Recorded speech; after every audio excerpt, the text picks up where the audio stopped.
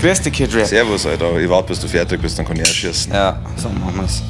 Wieder mit der Bitte, nicht auf mich zu ziehen. Niemals. Oh, der war schön. Ja. Der ist auch richtig schön gesegelt.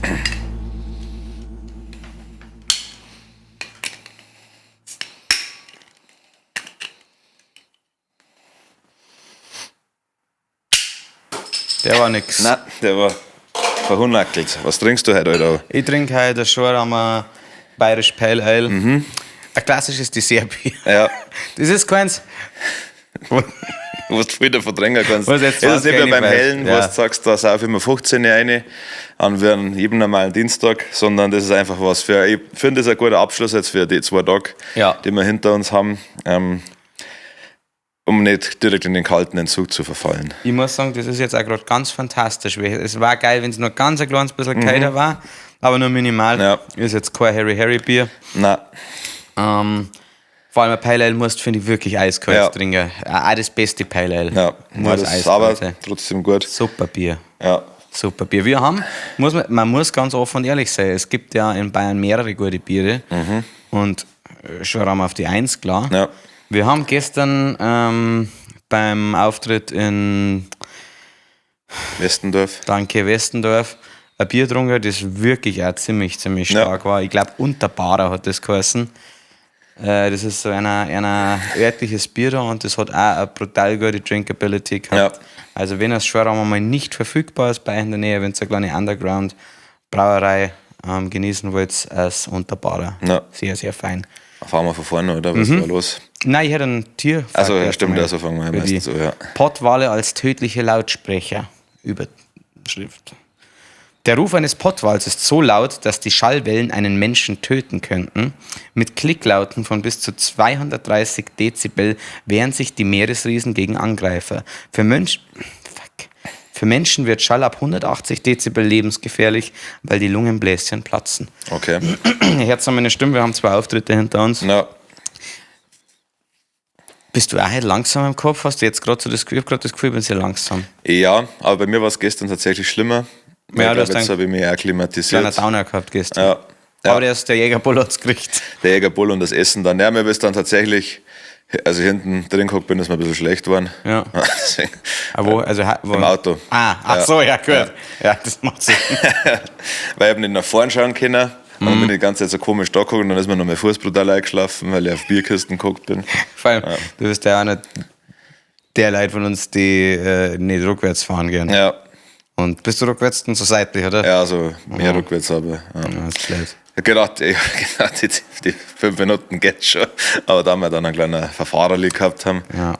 Der Tom hätte die Adresse eingeben sollen, hat er irgendeine Adresse eingegeben, aber in einem komplett anderen Ort. Und dann haben wir statt um 5 Er hat die Minuten. Rechnungsadresse eingeben.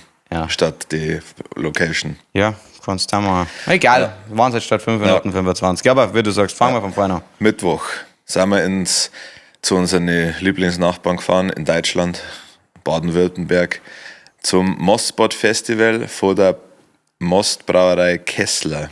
Glaube ich, schaue jetzt lieber nochmal. In Horgenzey. Ja, Ich glaube schon. da war eine sehr geile Location. Ich habe schon gesagt, mein 40er, 50er und 60er feiere ich da. Ja, Wir haben zum ersten Mal in unserem Leben Most getrunken. ja, Einen roten und einen weißen. Ich persönlich habe eigentlich gemeint, dass Most in die Richtung von mir. Federweißer geht. Ah, okay. Aber es ist eine relativ eine bittere Angelegenheit. Aber es ist gut. Also kannst trinken, hat 6%, ein bisschen über 6%. Was ich aber, nachdem ich aktuell eine Kalorienzahl festgestellt habe, die leckt mich am Arsch. 0,5 Liter Most hat, glaube ich, 300 Kalorien. Okay, ja. Gut, das ist ein Siers. Ja. Also das ist nichts für... Das ist die Mosterei Kessler, man nennt es anscheinend nicht Mostbrauerei. Die Mostbrauerei. Aber es ist auch eine Brauerei. Ja. Machen ein eigenes Bier. Ja. Ist nicht so gut wie so unter Bar, so offen kommen. Ja, das das gibt schon teilweise aber schon. Das hat funktioniert. Ja. War richtig, also die haben da, ich habe ein bisschen mit dem Capo geredet. Ja. Die haben das jetzt zum 3. Mal in Folge gemacht und haben diesmal zum ersten Mal probiert, keinen Eintritt zu verlangen. Und ich hoffe, dass einer ansatzweise nicht pleite gegangen sind, weil ein Auftritt bei uns kostet 26.000 Euro aktuell, Ja. wenn nur der Kid Ohne Rap das kommt. drumherum. Ja, genau. Also ohne ohne die Catering. die Hotels. Stars, Fahrer, Helikopter. Ja, das sind also die. Läppert sie natürlich. Na klar, aber man muss verlangen. Verlangen. Der Markt macht den Preis. Es haben ungefähr 18 Bands vor uns noch gespielt. Ja, Mein Favorit war, die waren schon, eigentlich waren Ding richtig stark. Geburtermucke. ja, Geburtermucke haben richtig Spaß gemacht. ja, da hat der Schlagzeuger das auch richtig gefühlt. Da hat mir Spaß gemacht so zum Schauen. Ja. Ja, insgesamt war es eine sehr, sehr geile Location. Also finde da auch, ja. richtig schön gegenüber vom Wirtshaus, so in so Laubbäume gelegen und schöne Lichterketten und war eine kleine Filmkulisse eigentlich, kann man fast Ja, sagen. ich sag, deswegen möchte ich meinen Geburtstag da feiern. Ja, Oder meine Scheidung und Hochzeit. richtig gut Schnitzel gekriegt. Ja, auch fein, stimmt. Bratkartoffeln war eines von den wenigen Male, wo fast keiner aufgegessen hat. Ich weiß, so viel waren, Ja. aber muss man dazu sagen. Die Köchin, die Mutter des Chefs, hat auf jeden Fall Salz verstanden. Ja. Und das ist im Da bin ich sehr positiven Sinne dankbar. gemeint, weil Ja. es gibt nichts Schlimmeres wie. Ich halte nämlich gar nichts davon. Ja, lieber zu wenig salzen, man kann ja nachsalzen. Das ist ein riesen Scheißdreck. Ja. Versalzt das mal, das ist mir scheißegal, macht das. Nur ein Reis nicht, ein Reis mag ich nicht versalzen, da werde ich dezent. Das hat der Almer auch einmal gesagt in einem Reel, weil sie ihn gefragt haben, was er für einen Kochtipp geben kann. Und er hat gesagt, man soll von Anfang an würzen. Also viele Leute, nehmen wir mal Spaghetti als Beispiel, würzen dann erst, wenn alle Zutaten zusammen sind. Aber man soll ja schon das Fleisch ein bisschen würzen, zumindest. Ja, dass das natürlich, den das ist Geschmack ja hat. kompletter Schwachsinn. Sonst. Was mir meine Oma allerdings beigebracht hat, ist, dass man Schwammerl erst ganz am Schluss würzt, weil das Salz so brutal viel zirkt von dem Schwammerl und dann nimmt das nicht mehr so gut an. Ja. Ich glaube, dass wenn du dich so richtig mit Kochen beschäftigst, dass das wahnsinnig Spaß macht. Ja, also eine wenn du halt richtige nicht in der Wissenschaft, ja. Gastronomie Ja, arbeitest, sondern wenn du das als Hobby machst. Ja. Ja. oder vielleicht den Raum hast als wirklich Michelin, Edelkoch-Dings. Da die uns schon sehen. Ja, auf jeden Fall. Ja. Ja, genau, da haben wir dann auch noch ein bisschen was getrunken, gell? Ja. Auftritt war geil. Ja. Also, man muss einfach ehrlich sein, die Leute waren, also, es waren nicht wahnsinnig viele Leute da und es haben uns auch nicht alle kennt. Nein. Also, es war richtig für uns stranges Klientel, aber ein geiles Klientel, weil Ja. alle Bock gehabt haben. Sie haben alle irgendwie. zugehört, die haben sich Ja. das angeschaut und haben dann auch mitgemacht, auf jeden Fall. Das ist immer cool, wenn man die Leute dann von dem überzeugen kann, was man macht, auch wenn sie es vielleicht noch nicht kennen. Ja. Ja. Und ja, war eine Gaudi auf jeden Fall. Ja, dann sind wir ins Hotel. Das war, an alle Veranstalter, die uns buchen, wenn sie uns einen riesen Gefallen da wollt, dann bucht das Hotel so wie die Mosterei Kessler. Ja. 400 Meter entfernt von der Location, das ist so geil. Wobei, aber ich möchte nicht vorgreifen, so wie es gestern war, hat auch gut Ja, funktioniert. ja. Ja, dann sind wir direkt weiter. Das Hotel, haben noch ein paar halbe zischt. Und dann am nächsten Tag aufgestanden, gefrühstückt. War ein Fan von der Hotelbesitzerin, Die war super, nett, ja. die war sehr nett, war so, ja, so mütterlich, da das sagen. Ja. Ja, die hat dann einen richtig guten Job gemacht. War ein geil. Checkout, hat sie gesagt, ist um 11 Uhr, ist eh schon mal super. Ja. 11 Uhr Checkout und sie hat gesagt, und dann macht sie uns das Frühstück. Ja. Hat uns eine schöne große Tafel Ja. hergerichtet. Also eine klassische, also ich glaube, so hat meine Mama ein Frühstück gemacht, Ja. so Streichwurst, War Wurst, super. war top. Braucht nicht immer so Nein. viel Tamtam und Shishi. Nein. Und war auch schön, dass sie gesagt hat, sie packt jetzt, ob wir noch was brauchen, Ja. weil sie fährt in Urlaub. Sie hat auch gesagt, sie hat uns jetzt alles aufgeschnitten, was wir da gehabt haben, meine Haut leider nicht. Ja. Und das aber, es hat völlig gereicht. völlig. Der Mike, unser Gitarrist, hat an diesem Frühstück, er hat ein bisschen Kopfweh vorher gehabt, hat er, glaube ich, 8 Pfund Butter gefressen. Das war nicht mehr normal. Der hat das Ding einfach, ich weiß nicht. Und ich frage mich, wo geht's hin, Ja, Mike? ja. Naja. Gut, dann sind wir 2 Stunden zum nächsten Gig gefahren, Mhm. Westendorf, Feuerwehr. Da habe ich gedacht, dass es jetzt endlich so weit ist, als ich angekommen bin, dass man endlich einen auf die Fotzen hat, weil der Schankchef ist hergekommen Mhm. Stimmt. und hat so erst ohne relativ viel Mimik gesagt, ja, er hat da eine Überraschung für uns. Und dann habe ich gedacht, okay, er soll mir mitkommen hinter das Zeit. Okay, so mit und dann macht er... Da geben alle Alarmglocken. Ja, dann macht er einen Kühlwagen auf und dann stehe ich so da. Sagt er, ja, komm schon rein. Und dann gehe ich rein und habe gedacht, jetzt ist es soweit, jetzt habe ich gleich meinen Epstein-Moment. Aber es war natürlich eine Aber nicht positive damit geredet, dass du schon Überraschung. mit Ständerei gekommen bist. Ja, schon, ja. Dass ich hier schon, während ich 4 gegangen bin, schon meine Rosette ein bisschen massiert. Ja, und so den roten Bäuermund. Ja, Wow. Und dann hat er gesagt, er hat extra für uns, und wir waren ja in Augsburg, Nähe Augsburg, hat er einen Schönraum organisiert. Das ist brutal. 2 Kästen. Und ja, das war super. Hat mich richtig gefreut, habe mich sehr wertgeschätzt gefühlt und habe auch gewusst, dass das ein guter Tag wird. biertechnisch. Und so war es auch. Ja. Also gleich war ein sehr geiler Backstage-Bereich. Es hat hinterm Zeit so eine kleine Area gegeben mit ein paar Bierbänk. Ja. Unterm Baum auch, direkt über dem Scheißhaus, was auch super ist. Ja.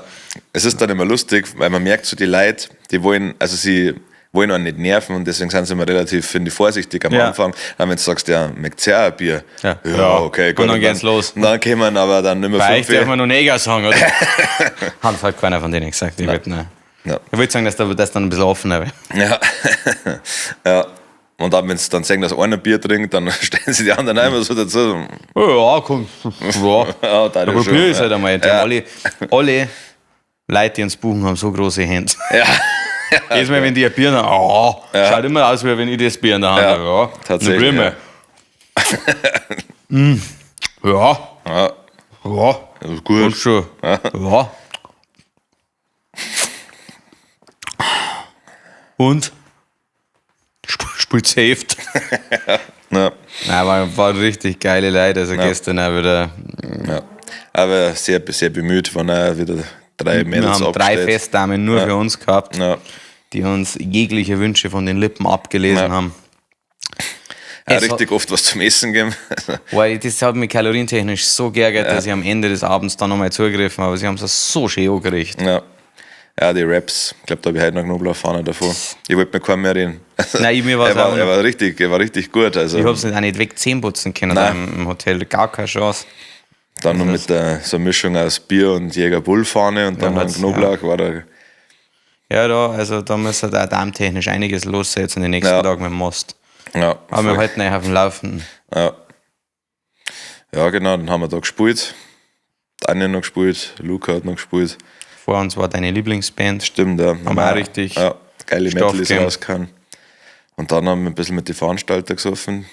Und von der Feuerwehr sind Dosen gegen den Kopf gehauen. Ja, der Hans hat gesehen, dass er mal Dosen gegen den Kopf hat. Also macht da, Sabrina hat immer Dosen auf den Tisch. Ja. Zur Sicherheit. Hat er sehr stabil gemacht, hat sich sehr gefreut drüber. Ja. Das ist super gelaufen. Ein paar Schnäpschen, ein paar Bier. Und dann sind wir auch glaube ich, 1:30 oder was. 1:30. Ja. Um 1 haben wir aber ausgemacht, aber ich glaube um 1:30 sind wir dann abgeholt worden. Und zwar im Feuerwehrauto. Und dieser arme Fahrer, also wir waren erstens zu 40. in diesem Feuerwehrauto gefühlt. Schon gut angetüdelt. Ja. Schon, ja. Dann haben wir Blaulicht fahren dürfen. Also, war ein Einsatz. Ja, schon. Und dieser arme Fahrer hat sich diese 10 Minuten Heimweg lang a cappella Lieder von uns hören müssen. Ein Abend auf der Heidi. Ja, das komplette Medley. Und das kennen wir halt wirklich auswendig. Ja. Und das ist, das war glaube ich. Das war so, ich glaube, ab und zu hat er gedacht, er hat sich, glaube ich, lustig gefunden. Dann hat er gedacht, oh, der kann nicht mehr auf. Das ist in Wellen passiert. Ja. Dann gesagt, und dann wieder, gibt's ja nicht. Ja. Nein, das hat ihm schwer getaugt. Ja. Ein wahnsinnig schönes Hotel gehabt. Ja, das Hotel Kloster Holzen oder sowas. Die waren auch super nett heute noch. Haben noch leckt mich am Arsch auch hier. Extra noch. Shoutout. Haben extra noch eine halbe Stunde länger als Frühstück für uns, als Frühstücksbuffet aufgebaut gelassen. Auf eine so nette Art und Weise. Also das ist schon. Ja. Es ist halt gar nicht selbstverständlich, finde ich. Also, vor allem in der Gastronomie sind die Leute, und vor allem im Hotel sind die Leute danach für was anderes auch noch eingeteilt. Ja. Deswegen muss man sagen. Ja, und sie daten halt auch gerne einfach schon die Tische wieder herrichten für später und Ding und dann. Ja. Außerdem hat die Freundin von unserem Tontechniker hat am Vorabend im Suff ihr Handy irgendwo verloren in diesem Kloster. Und dann haben sie es gefunden und haben es über die Notfallkontaktfunktion am Handy rausgefunden, wenn sie anrufen müssen. Und sie haben es ihre über Nacht noch geladen. Das musst du mir vorstellen. Ja. Das ist wirklich Service. Ja, also, da kannst du nichts sagen. Das war super. Nein, geil, 2 geile Tage. Für mich super strange, dass es unter der Woche war. Ja, das halt Freitag ist. Freitag, ja. Ist auch von der Bieraufteilung ganz schwierig, weil was kann ich am Wochenende jetzt nicht saufen. Nein. Weißt du, was ich meine? Ja, ist ein bisschen wie Urlaub jetzt. Stimmt, ja. Musiker. Ja, schon. Wochen. Ja. Irgendwas. Ja. Das wäre der kurze Podcast. Ja. Willst du, wie kurz? Halbe Stunde? Auch jetzt laufen wir 16 Minuten oder wann musst du los? Ja, sind 20 Minuten. Musst du in 20 Minuten? Ja, easy. Dann können wir das Thema der Woche machen. Thema der Woche ist deutsche Musik. Was ist gute deutsche Musik? Was ist schlechte deutsche Musik? Wir sind gute deutsche Wir Musik. sind gute deutsche Musik. Ich finde das immer schwierig, also genretechnisch zu spezifizieren, weil es ja der Grundsatz ist, es gibt keine schlechte Musikrichtung, es gibt nur schlechte Musiker. Und ja, das andere ist als Geschmackssache. Aber was ich halt nicht her, ist halt so klassischer Deutsch-Pop, da ich mal sagen, also so, ja, was gibt's denn da? So Mark Forster Sachen. Auch wenn ich den Typ sympathisch finde. Ja. Also so von den Fernsehauftritte, aber das ist etwas, was ich gar nicht her. Ja.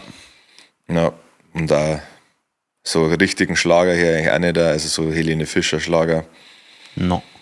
Na, man kann es eigentlich auch verkürzen, eigentlich nur Deutschrap, finde ich, aus Deutschland. Und ein bisschen Rock und ein bisschen Malle. Was ja ich denn im deutschen Bereich eigentlich. Ich höre eigentlich fast gar keine deutsche Musik. Ja, Also, gute deutsche Musik ist trotzdem, was man so ist, da immer natürlich. ja, Macht feine Musik. Weniger gute deutsche Musik machen die schon wieder, ja, finde ich. ja.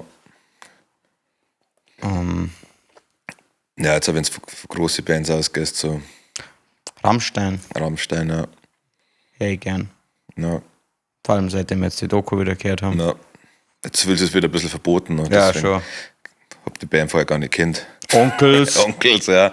Ja, so Ärzte habe ich früher Ja. viel gehört. Toten Hosen bis zum Echo-Ding. Seitdem finde ich den gibt's Campino ja nicht, einfach nur noch okay. peinlich. Ja, gut, ja, Menos Moos. Ja, so Aber ist KIZ, ja Deutschrap. ja, Deutschrap, ja. Ja, KZ höre ich gern. Ja, Butcher Sisters, ja. finde ich auch witzig. Also ich gehe jetzt immer für deutschsprachige Musik aus, weil sonst hättest du auch sowas wie, ja, versus Electric Callboy. Achso, Scorpions. Scorpion. Nein, deutschsprachige Musik, ja. Ja. Ja, mir fuckt tatsächlich einfach auch nur dieser klassische Deutsch-Pop-Fakt. Ja, wenn es jetzt zu glatt gebügelt wird. Ja, wenn es einfach so generisch ist, sag Ja. ich das Ganze, das, ja. Ja. Aber es ist halt Pop. Ja, schon. Das ist halt für die Massen, gell. Wieso ist Mainstream-Musik so cringe? Ja. Ich schätze, weil es halt ja, keine Ecken und Kanten mehr hat, dass halt so viel Leute gefällt. Oder dass wirklich viel Leute gefällt.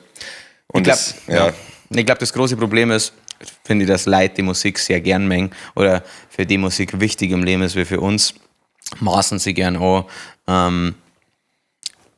Also, ich maß mir gern, oder ich sage, ja gut, so Musik, die jeder hört, Ja. ist da nichts Besonderes. Die Leute wissen richtige Musik gar nicht zu schätzen. Also, maß ich mir eigentlich nicht, aber Ja. ja.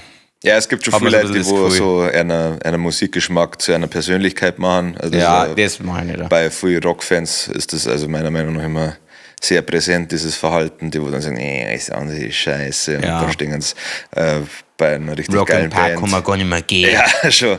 Und dann sind sie bei einem Metallica-Konzert und singen nicht mit und bewegen sich kein Millimeter und Ja. schauen nur blöd in den schwarzen T-Shirts. Ja. Alter, man weiß die T-Shirts, aber... Ich bin ein richtiger Papagei. Ja, schon, ja. Bobok. So Ja, machen das tut Papagei. unterricht, ja, das sind aber keine Zeit. Ja gut, die kennen alle gleiche Namen. Und vielleicht waren die halt gerade neben einem Ein Gockelhuhn. Hugendl. Ja, Gockel in. Ja, ja, das.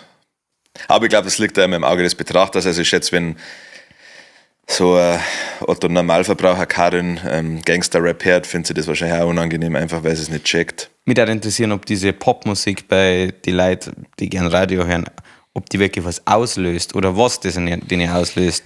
Also ob das, also die kriegen safe nicht von Popmusik Gänsehaut, oder ist das einfach wie, sag ich mal, wie wenn Vielleicht man finden sie es an einer echt, schönen ja. Landschaft vorbeifährt. Ich glaube, also so Popmusikhörer, so Deutsch-Popmusikhörer sind halt einfach so Menschen, die wo ein Wandtattoo lesen und das fühlen. Das trifft's, ja, Ja. nein, das trifft's wirklich Ja, gut, so ja. Lebe, Liebe, Lache Menschen. So ähnlich. Ja. Ja. Diese Dinge, ja. Ja. Ja, und das ist halt auch, also mir fällt da der Humor auch bei dem Ganzen. Also ich höre schon auch gerne ab und zu mal was Lustiges oder ja, was halt ein bisschen edgy ist. Also, ja, aber ich bin mir sehr sicher, dass, also wenn ich mir ab und zu so Deutschrap-Songs anhöre, die wo ich mir denke, war geil, dass das für manche einfach Albtraum ist, wenn es halt keinen hookigen Refrain gibt, wenn da einfach nur so ein PA Sports Song, der wo 6 Minuten dauert, wo er nur rappt die ganze Zeit ohne einen Refrain, das ist für mich so was ich mir gerne anhöre und ich glaube für manche Leute ist es einfach Albtraum. Also es gibt schon viele Songs im Deutschrap-Bereich, wo man denkt, wow, Kid Rap, Ja, Respekt. Aber sobald halt die Leute wirklich geil rappen Ja. und einen harten, also einen kreativen Flow und dann, hey, das ist schon Ja. das ist für man mich muss dann auch- einfach Kunst. Bei Deutschrap ist ja auch schon ist ja auch Popmusik geworden. Ja. Auch Gangster-Rap, das ist ja, kommen ja jeden Freitag kommen da 70 Songs raus. Also Ja. das ist, und die hören sich dann auch alle gleich an. Ja. Was kann man machen?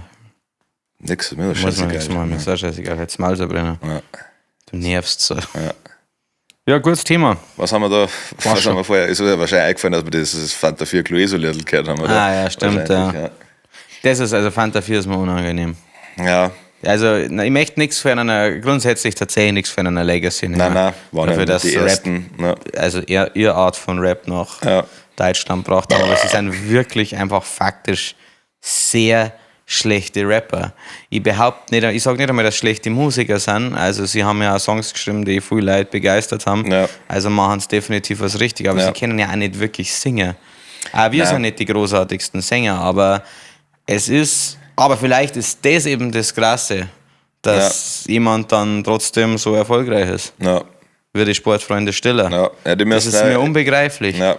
Ja, es gibt immer irgendwie so, ich glaube, dass also immer so ein bisschen so ist, dass die neue Generation die alte abfacken will und deshalb entwickelt sie oder hat sich der Musik immer so in die Richtung entwickelt, was am weitesten Weg war von dem, was die Eltern cool gefunden haben. Ich meine so, früher war ja so Metal, Rock, so Hard Rock war vorher am Start und dann ist ja so in Eurodance und sowas, was weiter weg kann es ja fast nicht Stimmt, gehen. ja. Und dann war das so in den 90er der Shit und dann nach Eurodance, nach so einer bunten Zeit ist dann so Rap gekommen und der war ja wieder sehr düster und war mit wenig Farben und wenig so, keine Ahnung, wie man das nennt, Synthesizer-Grafik und so Zeug. Ja. Und danach ist dann das DJ-Zeug gekommen und Ich hoffe, dass wir trotzdem immer Leute bleiben, die neue Musikentwicklungen nicht kategorisch verteufeln. Nein, ich bin also da. ich sehe mir jetzt gerade auch überhaupt nicht. Das Einzige, es gibt so ein paar Sachen, die mich triggern. Also mich triggert XML wahnsinnig.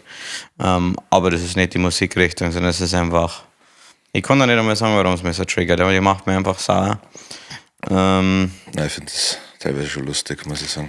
Ja, teilweise schon, aber irgendwie ist mir... Also die Stimme ist nervig, das auf jeden Fall. Das ist ja, das ist aber auch kein Versehen, also das glaube ist, ich. nein. Das war schon selber. Ich müsste tatsächlich mir Gedanken machen, warum mir das so Ja. hart triggert. Nein, also für mich ist das, ja, wie Frauenarzt gegen Orgasmus One. Ja, vielleicht Nur jetzt nervt's sogar- mir, dass eine Frau ist. Ein bisschen, ja, gesellschaftskritisch, würde ich sagen, oder so, ja. Ja. Glaube ich. Also das ist, glaube ich, so ein Gedanke dabei. Und ich glaube, es macht dabei einfach auch Spaß. Also ich glaube, wenn du merkst, dass die Leute so auf den Sack geht und du trotzdem damit richtig viel Geld verdienst, das Ja, ist ja ja. so, es gibt ja da auch fast nur zwei Lager. Also entweder die Leute feiern es, viele Frauen feiern es Ja. und viele Leute, die es halt hassen. Und ja, ich glaube, da macht schon Spaß. Und ich glaube auch nur deswegen ist es so erfolgreich, weil wenn sich nicht so viele Leute drüber aufregen, dann war es einfach schnell vorbei. Was glaubst du, dass sich ändern, wenn XML komplett anders ausschauen wird? Wenn jetzt XML wahnsinnig scharf war, darf das irgendwas ändern? Nein. Glaubst du, dass weniger Hater hat? Nein. Also, sehr liegt da immer im Auge des Betrachters, aber Shirin David hat ja auch viele Hater und die finden ja viel hübsch zum Beispiel. Ja, aber sie machen ja komplett andere Musik, finde ich irgendwie. So. Ja, also sie ist ja so Feministin, würde ich jetzt mal Ja, sagen. Ist schon auch was viele Leute provoziert, vor allem weil sie dann so operiert ist. Ja. Ja. Ja. Was mich auch triggert, ist tatsächlich ab einem gewissen Punkt Malle Musik. Aber, also ich feiere es ja. Ja. Also wenn ich Ja. besoffen bin, höre ich das gern. Es schockiert mich nur, wenn die Leute zu sehr da reinrutschen. Ja, ich Und finde, das zu sehr auf Ernst hören. es gibt da, auch wie vorher schon gesagt, gute und schlechte Songs und bei manchen hörst du halt einfach so, da ist halt auch gar kein Witz dabei oder irgendwie, also Mama macht Malle. ja, das finde ich irgendwie süß, weil das halt so eine alte Frau macht. Ist das eure Frau? Ja, Was ist für die eure Frau? die ist, glaube ich, Mitte 50, Ach so. ja, oder Anfang 50. Ach, echt? Ja, die hat, Ah. ich hab der Reel gesehen, wo sie gesagt hat, dass sie, also wie es in dem Lied sagt, eine Familie gehabt hat und jetzt so das halt, möchte sie halt noch mal was erleben. Ah, dann finde ich es ja doppelt stark. Ja, okay. Ja. Und ihre Tochter macht mit Promo immer und ist auch gefragt worden, ob sie das cringe findet. Sie hat gesagt, sie findet es cool, dass ihre Mom das macht. Fand ich irgendwie süß. Ja, aber der Song ist schlecht abgemischt. Das, um was Negatives zu sagen, ich bin ja Deutscher. Ja. Na, ja, Ich fange dir gerade an. Ja, eben. Ja.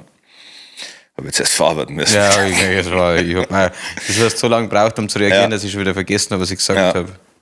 Ja, nein, also ich verstehe, warum man warum man so in das Malle-Hole reinrutscht, weil man halt, für mich ist das ein reines Suchtgedächtnis-Ding. Ja. Du fährst da hin, saust dich komplett behindert, hast eine gute Zeit, fährst wieder heim, denkst du, das war schon geil, weil du halt so Hacke warst und alle ja relativ positiv sind die meiste Zeit.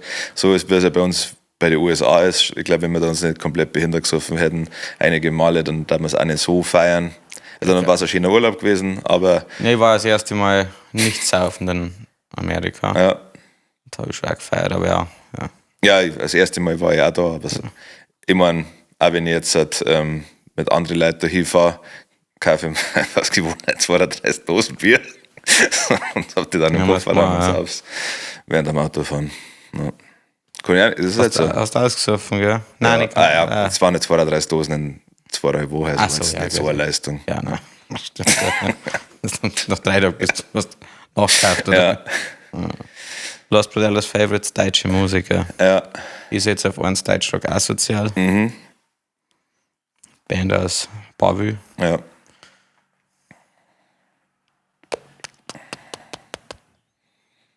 Scheiße. Ja, das ist sowas, wo es mich dann aufregt. Weil ich glaube, dass mir schon ein paar einfallen werden.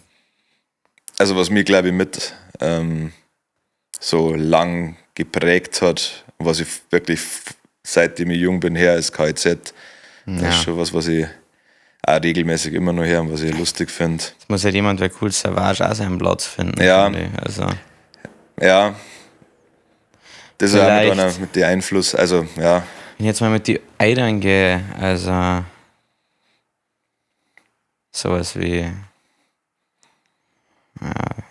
Westernhagen habe ich echt gern mit Konstantin Wecker, mit Willi, alles Legenden. Ja, das sind so, da kenne ich nur einzelne Songs. Geht jetzt mal von mir aus, was mir da so, also was mir am meisten geprägt hat, dann war auf jeden Fall der Savage dabei, weil das erste war, was ich so rap-technisch extrem gefeiert habe. Ja. KIZ, und was gibt es noch in Deutschland?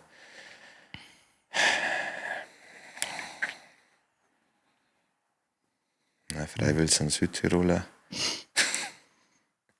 STS sind leider auch Österreicher. Ja. Naja, Spider-Murphy Gang. Ja. Aber. Ja, es feiert die auch, aber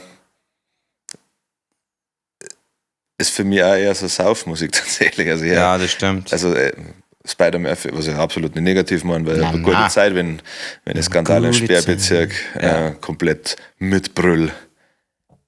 Der Ringelsstädter. Ringelsstädter. Riesen Impact auf die Musik. Ja, schon, ja, der auf die zwei. Ja. Na, ich überlege gerade irgendeine Frau noch.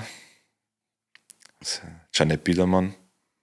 Jeanette Biedermann, ja, die ist stark. La Fee, ich nehme La Fee. La Fee, geil. Ja, das war Tokyo Hotel, Tokyo hat er Hotel, verdient. Ja, krass. Killerpilze. Ja.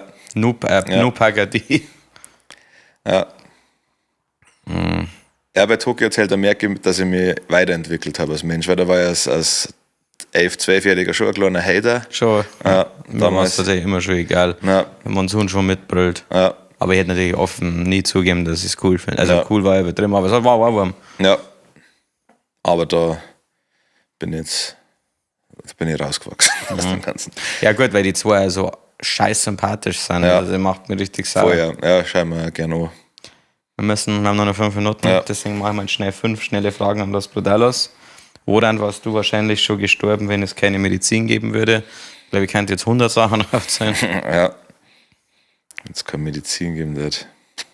Also meine Mama hat gedacht, wir Schlot in der Schwangerschaft. Ja. Deswegen bin ich blau auf die Welt gekommen. Also das hätte ich schon nicht geschafft. Und so mache ich weiter, ja. So geil, ja, von dieser Welt. Ja, Medizin, ich habe fast keine Luft mehr gekriegt, weil meine Mandeln so angeschwollen sind. Das ist meine Elefantitis am Glied. Ja, das ist schon brutal. Das ist schon eine Einschränkung, oder? Ja, weil Na, sonst bin ich aktuell noch relativ fit, aber wahrscheinlich wird es bald irgendein Blutverdünner sein oder sowas. Irgendwas kommt immer. Ja. Was war das letzte Was war das Letzte, was ihr voneinander geträumt habt? Das ist noch gar nicht so lang her. Ja, ich habe oft so. Gruppenträume. Nein, also ich habe oft Konzertträume, dass irgendwas nicht hinhaut, da bist du natürlich oft dabei. Ja. Letztes Mal habe ich geträumt, dass wir auf einem Festival waren und dass wir auf der falschen Bühne waren. Oh, scheiße. Und dann haben wir uns schon gedacht, das ist so scheiße. Und dann waren alle angepisst. Und dann hat man die falschen Beats dabei. Dann hat man nur die alten Sachen dabei. Das ist dann ewig. Hast du so einen Blick von mir gekriegt? Nein, wir waren beide panisch. Ja, okay. Ja. Und das war aber für uns eine Riesen-Chance und so. Ja, klar. Ja, dann bin ich aufgewacht. Scheiße. Ja. Schweißgebadet. Ja, schon, ja. Hättest du rufen können. Ja. Also, mein letzter Traum war, dass wir haben oft, wenn ich von uns träume, dann haben wir oft irgendeine Mission. Ja. Also, keine Ahnung. Ja. Ich weiß nicht, wir haben irgendeine Aufgabe gehabt und die haben wir auch gelöst. Welcher berühmte Sänger ist definitiv overrated, international und Deutschland? Für mich ganz klar Taylor Swift.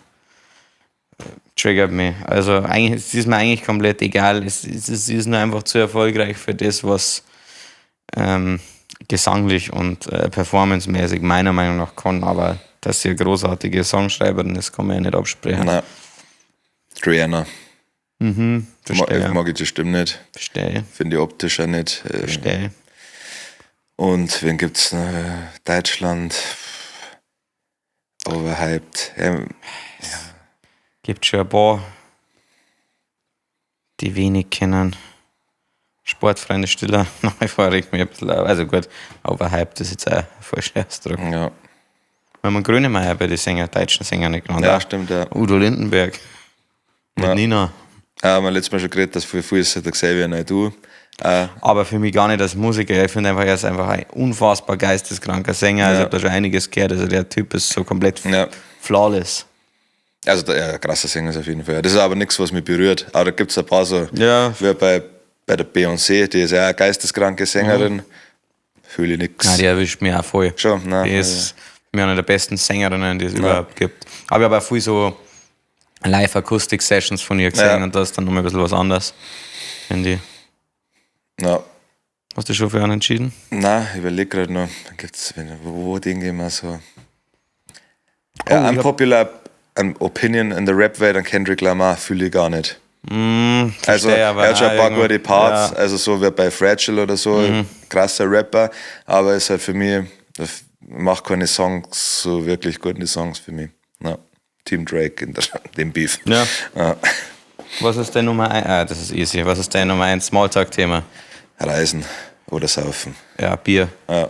Also das ist immer der Eisbrecher. Ja. Wir können 20 Minuten über Biersorten reden mit Veranstaltern, mit Dingen. Und es interessiert mich halt auch. Ja. Ja, schon, also Urlaub ist auch was, wo ich aber auch gern was her, also ich leite das Thema oft gern ein, weil ich mir auch was erfahren möchte von anderen Leuten und nicht nur meinen Senf abgeben, weil Saufgeschichten, klar, dass unsere die witzigsten. Ja, mit Abstand, die anderen erleben wir alle nichts. Ja. Und sonst, nein, das sind die einzigen Themen, über die ich rede. Ja, ich rede gerne über uns. Ja. Wie würdet ihr euch kleiden, wenn ihr der reichste Mann der Welt wärt? Genauso scheiße wie jetzt, denke ich, ist eine Zeitfrage. Nur mehr Sachen. Also es ist ja nicht so, dass wir uns keine guten Klamotten leisten könnten. Es ist einfach... Ja. Ich glaube, ich darf schon, also ich darf markentechnisch trotzdem im Mittelfeld bleiben wir jetzt. Also ich sehe es einfach nicht ein, für einen Pulli 800 € zu zahlen. Ich glaube auch, dass man das nicht, also das wird es da nicht. Nein, also ich habe mehr Outfits, ich habe mehr von, wenn ich, keine Ahnung, wenn ich eine Franzen-Lederjacken sehe, denke ich mir, wann ziehst du die an? Dann darf ich es mir einfach kaufen, weil die sagen, scheiß drauf. Als Backup. Ja, so, die zeige ich einmal an und dann mache ich ein cooles Video. Und ich hätte halt jemanden, der mir auch zeigt. Ja. Also sowohl die Outfits als auch... Also Lederjacken hätte ich schon, das war wahrscheinlich was, weil das ist ja schon immer schweineteuer, das kostet ja 500-600 € aufwärts, wenn du eine echte Wurst. Schuhe auch, da war ich anfällig. Ja, ich möchte halt nie wieder mit dreckigen Schuhen rumlaufen, das fragt mich jetzt mal so ab. Das passiert aber immer wieder. Ja. Aber auch da, ich finde, wenn du für so einen Nike oder irgendwas Schuhe 120 € ausgibst, gelangt. Also da war jetzt kein, was weiß ich, Balenciaga-Turnschuhe, wo 700 € kostet. Kannst du aber, wenn du magst. Dann schon, ja. Kostet 700 €? Ja, das sind schon daher teilweise. Okay. Aber weiß jetzt nicht, ob es jetzt explizit, Ja, das war's auch schon. Was steht die Woche noch an? Regenerieren. Ja, stimmt, ja. Und am Samstag spielen wir am Bogen. Ja, stimmt, ja. Mit den Glue-Boys wieder. Glue-Boys, ja. Schaut's vorbei. Nähe von Straubing. Schlechte Nachrichten, der Harry ist nicht dabei. Nein, aber für alle, die mal sehen wollten, DJ Harper, a.k.a. der Stevie Six. Dann hat die letzten Worte wie immer der wunderbare Harry, oder? Danke.